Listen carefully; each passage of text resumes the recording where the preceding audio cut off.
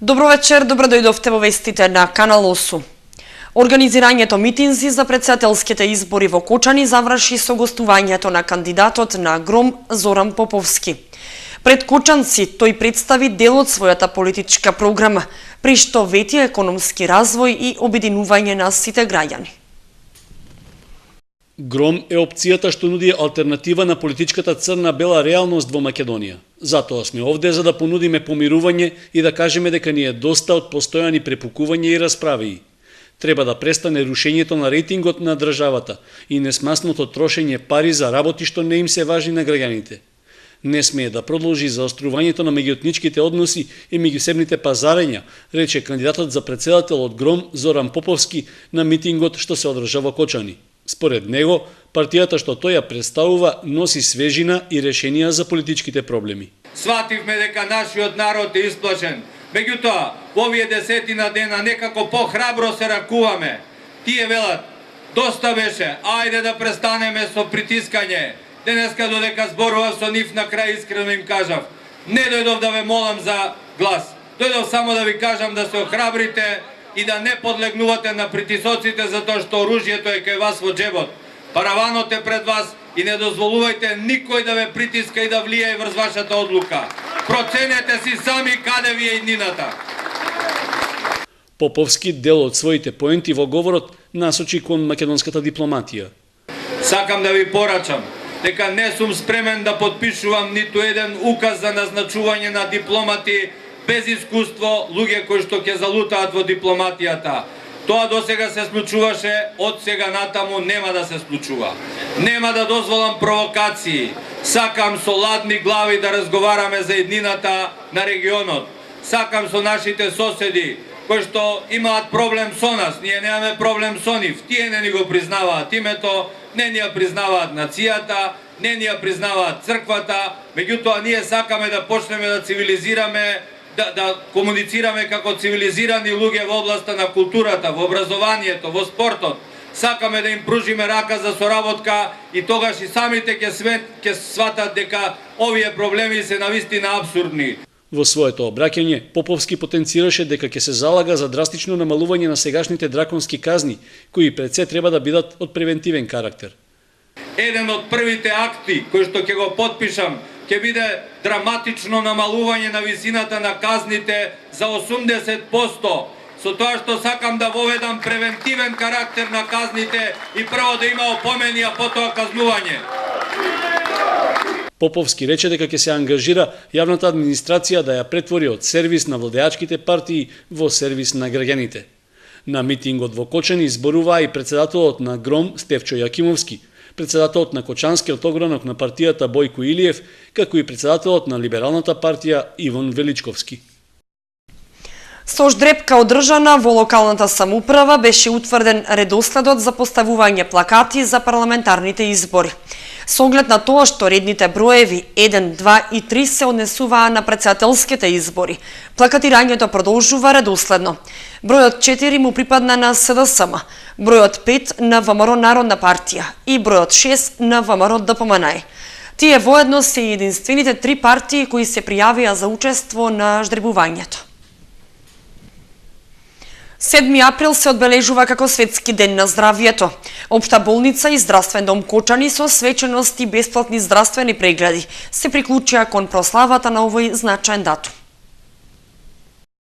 7 април, меѓународниот ден на здравјето, беше одбележан и во Општа болница и здравствен дом Кочани. На официјалниот дел во свечената сала на Општа болница, менаџментот се осврна на постигнувањата и позначајните случувања во изминатата, а стана збори за плановите за наредната година. На свеченоста присуствуваа и вработени во Општа болница надворешни соработници, како и представници на локалната власт. Секоја година го одбележуваме со една ретроспектива на она што го имаме направено претходната година, како и она што го планираме да го направиме наредната 2014-2015 година. На тој ден болницата доделува и признанија благодарници како резултат на плодната и успешна работа во претходната година на здравствени работници, но и здравствени соработници или фирми кои што го подпомагаат работењето и успешното функционирање на самата институција. Светскиот ден на здравието се одбележува во целата земја. Министерството за здравство организираше бесплатни превентивни прегледи во сите градови широм Македонија. 33 здравствени домови, меѓу кои и Кочанскиот, на плоштадите и парковите во градовите поставија пунктови за бесплатни прегледи. Здравствен дом Кочани учествуваше во реализирање на петата акција за превентивни прегледи во склоп на акцијата Здравје за сите 2014 година. Имено акцијата се одржа во градскиот парк во Кочани и при тоа беа прегледани околу 40 граѓани на општина Кочани. На нив им беше земана крв за испитување на маснотиите и шекерот, мерење на крвниот притисок, потоа делење на совети за одржување на правилен начин на живот, како и бавење со спорт и делење на промотивен материјал. Ова беше пета поред. 7 април, Светскиот ден на здравието, годинава се одбележува под мотото Мал убод, голема закана.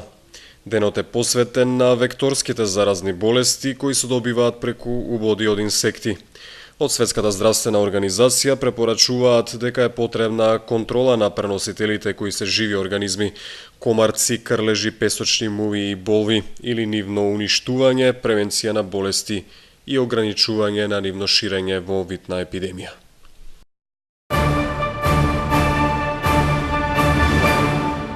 Водостопанство Брегалница го објави планот за наводнување за оваа година. Акумулираната вода во Калиманци е за околу 50% помалку од максималната количина, поради што за 1/3 во однос на лани се намалени површините што ќе се засеат со ориз. Во моментот акумулацијата Калиманци располага само со 65 од максимално можните 150 милиони метри кубни вода. Тоа е причина што при носењето на годишниот план Водостопанство Брегалница и водните заедници од регионот договориле намалување на површините за наводнување.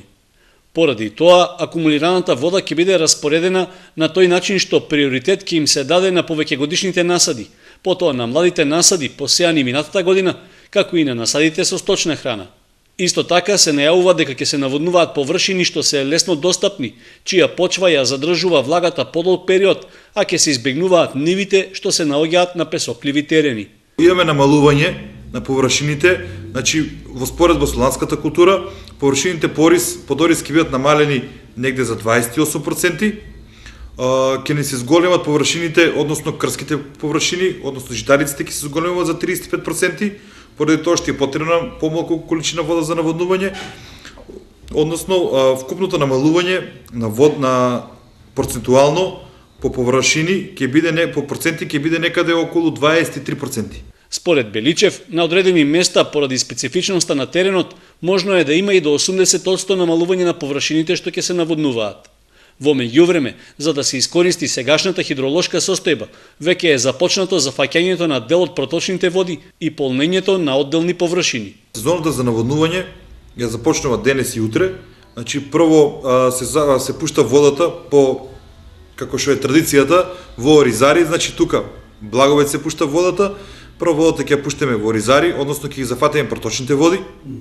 Од 10, како што е истакнато доле на огласна табла, се пушта водата во Кочанскиот дел, односно водата од Кочанска река, додека пак хидросистемот ќе се активира после празникот Великден, значи негде после 22, 23, како му доваѓа, ќе биде активиран и хидросистемот Брегалница, односно ќе се пушти вода и под десниот магистрален канал.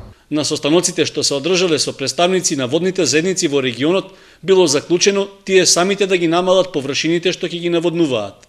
Според расположивите количини вода што тие треба да ги добијат, намалувањето кај нив изнесува во просек од 15 до 20%. Нови видови вештачки ѓубрива и заштитни препарати викендот им беа представени на кочанските земјоделци. Увезени се од Германија како најнови достигнувања на познатиот производител Bayer и можат да обезбедат поголем принос во однос на ѓубривата што се користат сега. Нова палета заштитни препарати и вештачки ѓубрива им представи германски Баер на земјоделските производители од Кочанскиот регион. На презентација што ја организираше увозникот за Македонија, скопската фирма Агрохемија, беше речено дека се работи за хемиски средства што се одобрени со законските прописи што важат во Европската Унија. Сите тие спаѓаат во групата на препарати за заштита на растенијата од штетни инсекти и плевели, со чија примена не се нарушуваат критериумите за извоз на европските пазари. Исто така, на презентацијата беа представени и нови видови така наречени фолијарни кристални ѓубрива, кои пред се се на база на органски материи што можат да се користат не само за прихрана на растенијата, туку и за зајакнување на нивниот имунитет. Тоа се производи со кои што може да се третира денеска и утре ден да веќе може да се врши извоз на тие земјоделски производи. Значи, настојуваме со една комплементарна примена на органски ѓубрива или пестициди од Bayer Crop Science, една заедничка примена да производители да бидат задоволни во делот на примената на производите. Дел од вештачките ѓубрива и заштитните препарати што беа представени на презентацијата во Кочани се особено погодни и за оризопроизводството. Представниците на Bayer рекоа дека се запознати со проблемите околу ефикасноста што досега имале одделни препарати во борба против плевелите, заради што ќе бидат понудени и нови, поефикасни хемиски средства. По втор пат Кочани беше домакин на вечерта на македонскиот афоризам, на која учествуваа афористичари од регионот. Манифестацијата годинава ја помогна општината и намера на организаторите е таа да стане традиционална. Десетина пишувачи на афоризми од нашата држава се собраа на втората вечер на македонскиот афоризам во Кочани. Целта на настанот, како што беше речено, е да се доближи до јавноста овој сатиричен жанр, затоа што постојат многу малку можности афоризмите да се објават, да се презентираат и да бидат подостапни. Ваквиот начин на директна комуникација со слушателот е избран како најсоодветен, затоа што се практикува извесен период во целата држава. Последната средба на афористичарите се одржала во Струмица, а нивен домакин во петокот во салата на мултикултурниот центар беше Кочани. Ланската година во оваа иста сала се договоривме дека во оваа сала од сега натаму кратенката АРМ нема да значи она што го знаеме сите, него кратенката АРМ во оваа сала ќе значи афористичка репрезентација на Македонија. Афористичката репрезентација на Македонија лани го играше првиот натпрев овде во оваа сала и доби многу позитивна оцена за својата игра. Сега на вториот натпрев имаме доста дебитанти, имаме отсутни од минатогодишните, меѓутоа се надевам дека годинашниот состав исто така ќе биде квалитетен и ќе донесе насмевка на вашите лица. На вечерта на македонскиот афоризам во Кочани дојдоа афористичари од Струмица, Скопје, Стругаш, Тип, Делчево, како и двајца домакини. Сите тие представија дел од своето богато творештво, за што добиле значајни признанија и награди на домашно и меѓународно ниво. Одржувањето на првото издание на вечерта на македонскиот афоризам во Кочани беше под покровителство на локалната самоуправа. Ние минатата година ветивме дека ќе ја поддржиме оваа манифестација и следната година и ќе се потрудиме да ја омасовиме, избогатиме, па еве сега можност да докажеме дека можеме да го реализираме тоа. Солиден број пишувачи на афоризми се активни во Македонија, но кај нас ги има помалку. Учесниците рекоа дека повторно би сакале да гостуваат во Кочани, па организаторот Јане Атанасов се обврза манифестацијата во иднина да стане традиционална. Во Центарот за култура Бели Мугри започна 7-миот детски драмски фестивал. Истиот беше отворен со представата Умна глава, што ја подготвија учениците од основното училиште Крсте Петков Мисирков од Оризари. На фестивалот ќе бидат одиграни вкупно 10 драмски представи. Влезот е слободен, а термините кога се играат представите се 11 и 13 часот. Наградите на најуспешните ќе бидат свечено доделени на 15 април.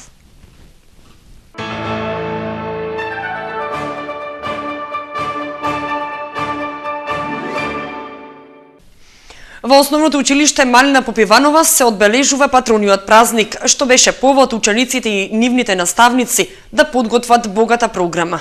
Салата на Центарот за култура Бели Мугри во петокот вечерта беше претесна за да ги прими сите заинтересирани, кои дојдоа заеднички да го одбележат денот на училиштето. Учениците и вработените во основното училиште Малина Попиванова ја заокружуваат третата деценија од постоењето на образовната установа. По повод патрониот празник, вообичаено подготвија свечена програма, со која се представија пред кочанската публика, која дојде во Центарот за култура Бели Мугри.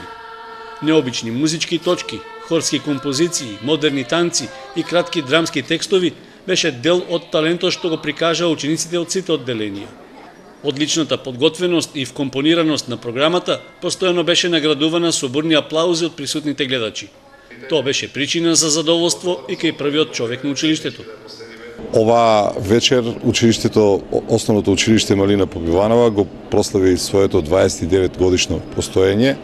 Академијата протече во најдобар ред, благодарам на колегите кои дадоа се од себе за да створат ред, бидејќи имаше голем интерес за оваа академија.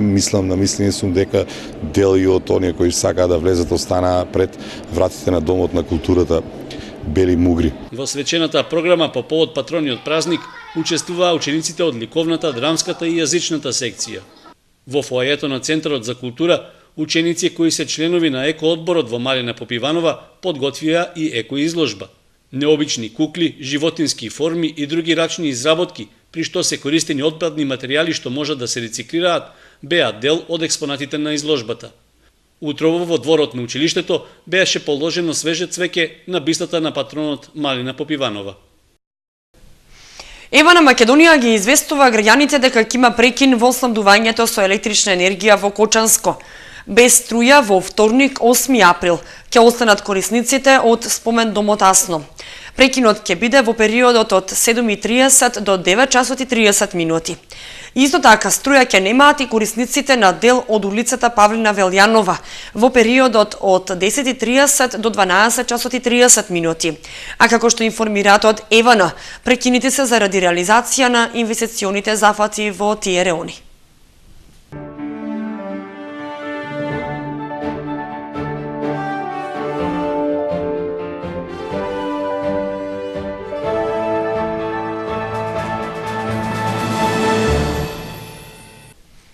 Следуваат информациите од спортот. Со победата над ИДНИНС на Кочани му се насмевнува титулата. Надпреварот викендов привлече големо внимание кај спортската јавност. Кочани славеше во големото дерби против ИДНИНС, одиграно на Никола Мантов во рамки на 17-тото коло на женската фудбалска лига. Резултатот е убедлив, но домакинките го остварија во второто полувреме, кога звездениот тим делуваше компактно, креативно и надмокно. Головите беа постигнати во второто полувреме, два запишани за димето на најдобриот стрелец сезонава Афродита Салихи во 49-та и 71-та минута, а еден беше дело на Виолета Спировска во 51-та. Надпреварот беше пред се неизвесен, особено во првите 45 минути. Дали од важноста на самиот надпревар и девојчињата кои што беа актери на овој надпревар играа како во грч. Затоа влијаеше секако и топлото време, меѓутоа после полувремето тие во целост ги исполнија нашите договарања што се случија на полувремето. Излегува за второ полувреме, истрчаа, го дадеа својот максимал, резултатот како плод на сето тоа дојде на крајот. Мислам дека надпреварот беше фер и коректен од двете страни, дека се прикажа добар фудбал и дека на крајот пак ќе кажам победи физички поспремната екипа и поискусна екипа и со оваа победа ние всушност ја заверивме и шампионската титула за надпревачката 2013-2014 година. Пред се да и честитам нашите девојки за добрата и убава игра која прикажа денеска. Видовте и сами дека надпреварот беше тежок, во првите 45 минути гостинската екипа имаше неколку шанси дури да поведе на овој надпревар, но благодарение на нашиот голман кој одбрани и кој имаше 2-3 успешни интервенции, некако се собравме во второто полувреме, ги дадовме советите на полувремето, шефот на стручен штаб Оливер Ивановски и јас колку можевме, ги мотивиравме нашите девојчиња, искуството влијаеше исто така тука. Значи, како што реков и претходната изјава, значи нашите девојки имаат освоено повеќе титули, купови, имаат играно за репрезентацијата, многу важни надпревари и мислам дека тоа придонесе до конечниот резултат на оваа средба. Надпревар беше фер и коректен и честитам и на гостинската екипа за фер играта која што прикажа овде. Мислам дека епитетот дерби, значи на крајот испадна така како што требаше. Во првото полувреме и двете екипи игравме на некој начин предпазливо, бидејќи да, знаете како, бидејќи се знаеше дека овој надпревар одлучува кој ќе го заземе првото место. Меѓутоа на полувремето самите си дадовме на знаење на себе дека немаме што да изгубиме и дека нас и нерешен резултат не ни одговара. Па затоа тргнавме на една карта, значи со повеќе напаѓање и на крајот ја остваривме целта. Значи мислам дека заслужено ја освоивме победата, иако пак ќе кажам доста отпор ни дадоа противниците, но како што кажав, квалитетот ни е тука некаде. Можеби превладуваше физичката поподготвеност на нашата екипа. Екипата на иднина ЕСО до Ризари беа главните конкуренти за освојувањето на шампионската титула, бидејќи заедно со нив го делевме првото место на табелата и така со овој надпревар ги елиминиравме и ние се зацврстивме на првото место на табелата, со што до крајот на првенството имаме уште некои надпревари со екипи кои што се од пониските места на табелата и мислам дека ќе бидеме шампиони за оваа година. Бевте равноправен противник во поголемиот дел на преварот, но дојде до пат на концентрацијата во еден момент што беше пресудно за овој надпревар. Како вие го видите? Па исто како вие што сте го виделе, јас исто го гледав надпреварот. Значи имаше концентрација, имаше игра, додека имавме една колосална шанса, значи очи во очи нашата фудбалерка Маја Станковска излезе очи во очи со противничкиот голман. Ние ја реализиравме и одма, ако не следниот, наредниот вториот напад примивме гол. И ја мислам дека после тоа е тешко да ги вратиш фудбалерките и самите не може да се вратат во игра и после се беше веќе се беше различно од тоа што договаравме да го играме. Во останатите надпревари од колото во женската фудбалска лига, Конзул Јас Юнајтед 4:0, Тиверија и Статов Речица 5:0, Билјанини Извори Топ Гол 3:16 и победа Куманово Борец 2:5. На табелата во водство е Кочани со 48 или 6 бодови повеќе од второпласираната Тиверија и Статов 42, Идинаса падна на третата позиција со 39, но и надпревар помалку, четврти се Конзули со 30, пети Борец со 28 бодови. Клубот за мал фудбал ги губи шансите за влез во прва лига, но Баскет Дино има шанси за приклучок кон второлигашкото друштво. Победа забележа и Осогово во рамки на третата фудбалска лига. КМФ Кочани доживеа тесен и болен пораз од Хедис на жешкиот домашен терен во рамки на второто коло од плейофот за пласман во првата македонска футсал лига. Резултатот 1:2 во полза на гостите. Заморот кај играчите кои имаа крајно згуснат распоред минатата недела и отсуството на Славче Петров беа факторите за пораз на домашниот состав во соочувањето со лидерот. Во Стојаково, Цико со службен резултат од 3:0 против Фифи прокнижи нови 3 бода. Со оглед на тоа што во разигрувањето во оваа мини лига се префрлуваат бодовите освоени во текот на сезоната, Хедис и Цико за сега се во најповолна позиција што води директно ранг повисоко или во бараж за пласман во првата лига. Хедис води со 38 бодови пред Цико со 37, Кочани и Фифи се на третата, односно четвртата позиција со по 25. Осогово го збриша Рудар од теренот на Никола Мантов во рамки на 17-тото коло во третата лига Исток. Конечниот резултат 6:0, полувреме 2:0. Стрелци на головите за кочанскиот третолигаш беа Нанев во 17-та, Деспотов во 29-та, Данилов во 50-та, Бојаджиев во 62-та минута, голот во 73-та минута беше автогол од Трајчевски, а Ѓоргиев го завери резултатот со погодок во 80-та минута. Во клучниот надпревар во третата кошаркарска лига против екипата на Марфил од Прилеп, избраниците на Сашко Лазаров го направија своето околу пласманот во втората македонска кошаркарска лига, откако остварија победа од 77:53 и единствено им преостанува да го сочекаат епилогот од двата заостанати надпревари од последното коло – Марфил Борец и Легенди Црандрим. При евентуален изброј на бодови ќе одлучува кош разликата, а таа е во прилог на Баскет Дино поради поубедливата победа на домашниот терен над најсериозниот ривал Борец. Баскет Дино во М18 претходно прокнижи нови бодови откако надпреварот поместен за викендов против Струмица беше регистриран со службен резултат во полза на домакините заради откажување на противникот од понатамошното учество во лигата. Во М16 Баскет Дино доправа гостува во Свети Николе против Овчеполе. Тој надпревар ќе се одигра во среда. Најмладиот тим пак на Сашко Лазаров во рамки на М14 му гостуваше на Водносанс Партизан во Скопје, каде беше декласиран со резултат 105:74. Следното е и последно коло во рамки на М14 и М16 лигите.